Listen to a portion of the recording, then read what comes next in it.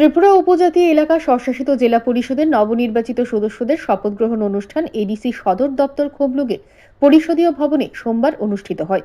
রাজ্যের আইন সচিব শঙ্করী দাস আনুষ্ঠানিকভাবে মোট 28 জন নির্বাচিত সদস্যদের মধ্যে 24 জনকে শপথ বাক্য পাঠ করান। পূর্ব ঘোষণা অনুযায়ী বিজেপির 4 জন নির্বাচিত এমডিসি এই শপথ গ্রহণ অনুষ্ঠান বয়কট করেন। অনুষ্ঠানটি পরিচালনা করেন পরিষদের মুখ্য নির্বাহী আধিকারিক রাভেল হামেন্দ্র কুমার। শপথ গ্রহণ পর্বে দর্শক আসনে উপস্থিত ছিলেন তিপ্রামথা দলের সুপ্রিমো প্রদ্যুৎ কিশোর দেববর্মন, দলের সভাপতি বিজয় রাঙ্খল, দলের সম্পাদক তথা রাজ্য সরকারের শিল্প ও বাণিজ্য দপ্তরের প্রতিমন্ত্রী বৃষকেতু দেববর্মা সহ দলীয় নেতাকর্মীরা।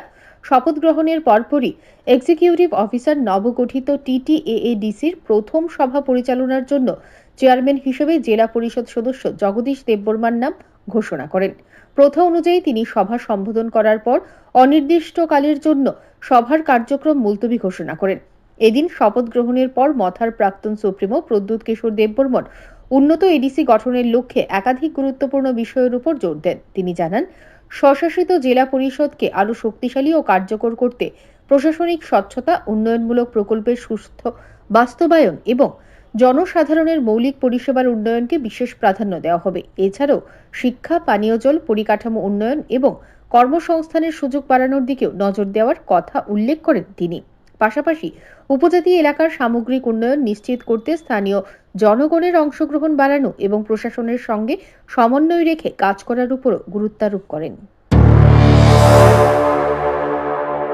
I think you will see some very drastic reforms change, because I've realized that working only to please the system does not help. We have to work to change the system, because sometimes what I've noticed in the last 5 years was I wanted to bring in a lot of changes, we wanted to do a lot of new things, but what I felt was that there were certain obstacles in the way. I think if we want a new Tripura, a young Tripura, then we have to change the system. If in Nepal, Balen Shah becomes the Prime Minister at 35, then why can't we have someone young also trying to drive home a new agenda for a better Tripura? We want to ensure that we come out with a new vision plan which will deliver on education, health, drinking water, sports, opportunity, entrepreneurship. I think that should be a core area of focus. That Tripura cannot develop without TTADC and vice versa.